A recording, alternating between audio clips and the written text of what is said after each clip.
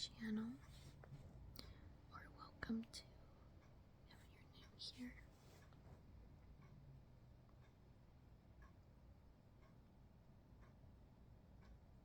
Today, I just wanted to read to you because I have this book. It's my boyfriend's book. My boyfriend bought it. He's been wanting to get it for a while, but he was just waiting to get paid. But I've been reading some of it, and it's really good. So, I thought I could read some to you guys.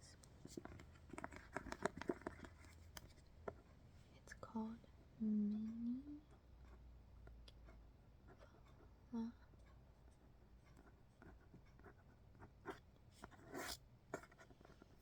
Philosophy, a small book of big ideas. And it has this little guy on the front, and he's just like thinking about all these things. And this was written by Johnny Thompson.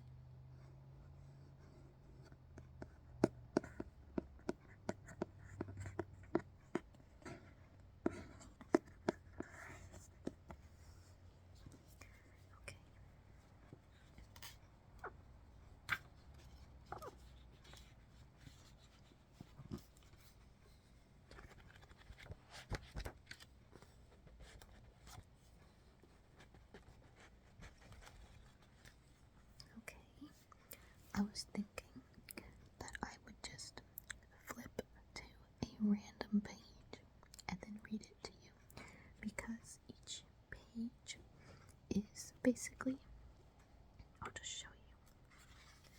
Here's just an example.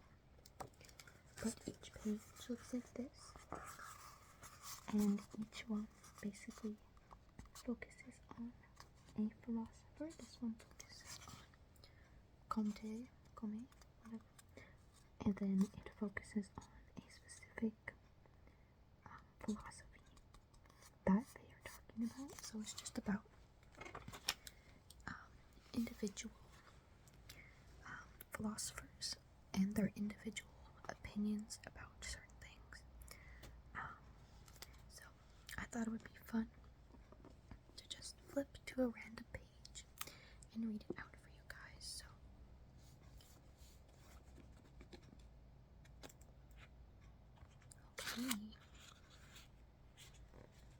okay. So first one is Confucius on belonging. Okay, is that a person? Oh no, Confucianism.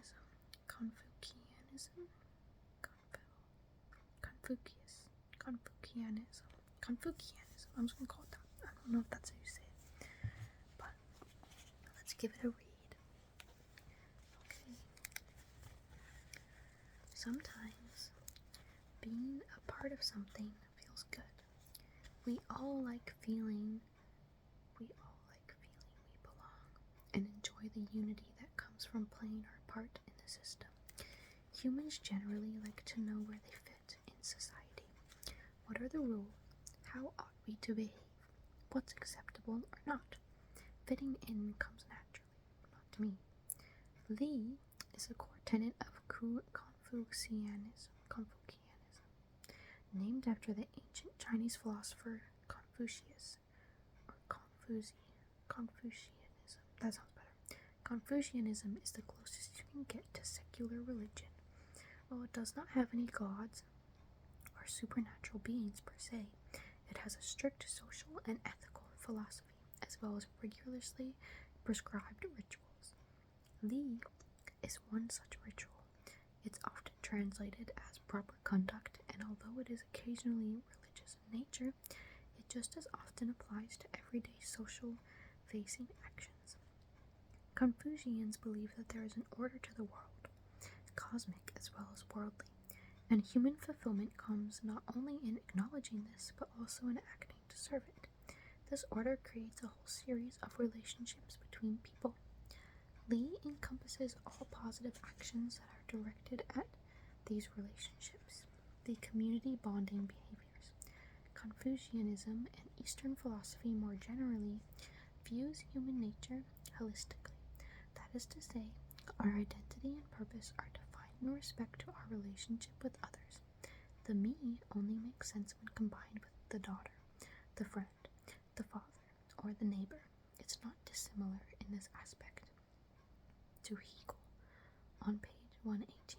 I guess that's another philosophy. Li then describes those actions that are directed at someone else. It externalizes our identity, projects it, and connects it to others. In the West, we are not strangers to Li. We know the joy of singing in a choir, the pleasure of carrying our grandmother's shopping, and the pride of family, community, or nation. Li consists of those moments and those actions when we do not put ourselves first, nor are we last, but we stand just where we belong. We say our lines and act our parts happily and contentedly, waiting in turn for others to join in. We are the cog in the watch, the drop in the river, the tree in the wood. We've been accepted, supported, and we belong. And it feels great. Okay, that was page 117.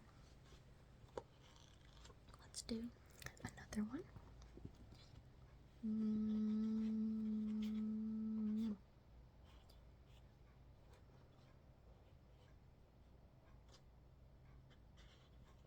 Okay. This one is from Mr. Campbell on every story ever. Ignore that. Okay, let's read. The hero must leave the village because a spirit guide told him to. He defeats the many-headed ogre, subdues the great dragon of the east, answers 3 bridge keepers' riddles, and drinks the elixir of power. The hero returns to his village a transformed man. Now, in his wisdom, he can lead and guide his community. According to the American literature professor Joseph Campbell, so goes every major story and myth. The stories of Jesus, Buddha, Mohammed, and Moses, as well as Frodo, Luke Skywalker, and Simba all follow the same pattern: separation, initiation, and return. Campbell wrote The Hero with 1,000 Faces in 1949 based upon his research into comparative mythology and religion.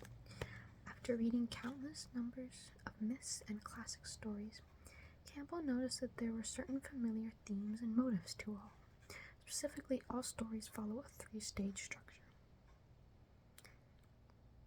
I'm sorry, but is this really yeah. What is so revolutionary about this? Sorry, that's my thoughts when I read half of the philosophical stuff I'm yeah. I don't know. But I guess that's the point of philosophy, is it's just observing natural life. I guess, I don't know. Can you shut up? Okay. Number 1. Separation. This is the call to adventure of a passing wizard, a ghostly spirit, or talking animal. It drags the hero from their mundane, prosaic, and dull life towards the quest. It's Hagrid banging on the door, Bruce Wayne's parents being killed, or the Buddha's 4 signs to leave his pleasure garden. Number 2. Initiation. This is the road of trials of a quest. It involves battle, wrestling, temptation, magical powers, and eventual enlightenment. This is the CGI battle of the movie where it seems the hero might lose, but wins out through some discovered reserve of power. Along the way, or at the end, there's a moment of enlightenment, of fresh wisdom, or tempering of the soul. The hero is left transformed. The return. The hero, now enlightened or empowered, is elevated to be a king or a prophet. Their wisdom and ability are seen as invaluable and irreplaceable. It's the happily ever after that rounds off the journey. The separation, initiation, return of the hero's journey is not dissimilar to what is known as the 3 spiritual ways of early Christianity. This sees the acts of divine union and religious experience as involving a purgation, the cleansing or removal of the self from sin. illumination, the contemplation of meditation or prayer, and finally union, the joining in love with God in all things. There's a kind of Bader-Meinhof effect to Campbell's theory in that once you know about it, you can't help seeing it everywhere. But that's not to diminish these stories in any way. Our stories reflect the wider journey of a life. We all must leave our home, comfort zones, and the old familiar to go on an adventure and a quest. The dragons and Sith Lords we meet represent the trials of life, and these transform and elevate us, and without them no one can be called wise. Stories are, in short, a hugely entertaining guide in how to flourish as a human. Well, that one wasn't really that good, in my opinion. Okay, let's try and find a better one that's like life-changing.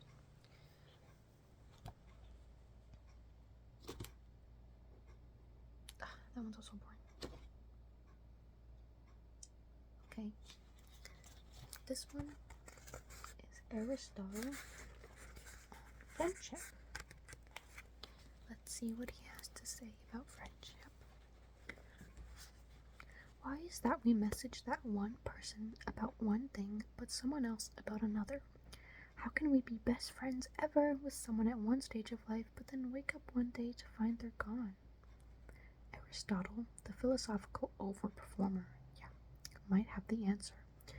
Aristotle's greatest work, the Nicomachean Ethics, has a lot to say about friendship, because he viewed a good friend as necessary to the perfect human life. In his book, he divides friendships into 3 categories: the useful, the pleasant, and the good. Only the last of these should we look for and cherish above all. Useful friends are those that serve a purpose. They might be a work colleague who you lunch with every day, or a teammate you see at the weekends. When that purpose is taken away, you move jobs or stop playing that sport, the friendship fades away. Pleasant friends are the ones who are fun to be around. They're witty and quick to laugh. They share those perfect memes and completely get your sense of humor. They'll scream dance until closing time, and they're right beside you eating that 3 a.m. burger. But perhaps due to age or changing habits, eventually those friends drift further and further away, immortalized in happy memories and nostalgia. Good friends are the ones who want you to be happy and to see you flourish. They're the ones who say, "He's not right for you, mate," or "You can definitely get that promotion." They're the ones who never tell your secrets and who've seen you cry. They won't put you down, and they always believe in you. These are the friends Aristotle believes we should aim for, fight for, and hold close. Obviously, one person might be all or some of these, and Aristotle said we needn't ditch the first 2 types of friends. He only argues that we should see them for what they are. Stay constant and loyal to the truest good friend, for they will make us the best human we can be. Or just try and be the truest good friend. Right? Okay, guys. I think that's all I'm going to read today. I definitely want to read some more of this to you guys, maybe, depending if you guys like this video or not. But I really like this book, and I think it's pretty interesting.